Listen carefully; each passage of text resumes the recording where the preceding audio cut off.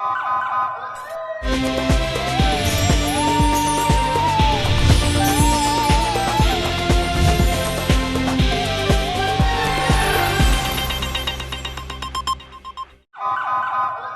पहले नजर डालते हैं अब तक की बुलेटिन।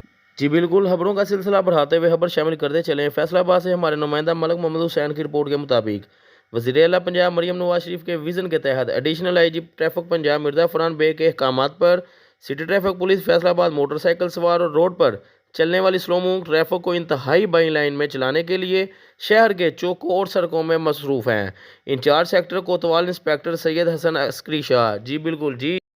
नहीं, ये आप क्या करवा रहे हैं? ये हम कोने लगवाएंगे इसलिए कि नया लेन की जो कि स्लो मूवी है वो इंतहाई बाएँ जाने को और जो तेज़ रफ्तार गाड़ियाँ वो दाएँ जाने को, ताकि ट्रैफिक के माहौल में बेहतरी आए, लोगों को प्रॉब्लम हो, ज़्यादा से ज़्यादा लोगों को आसानी और रोड क्रॉस करते हैं। जी।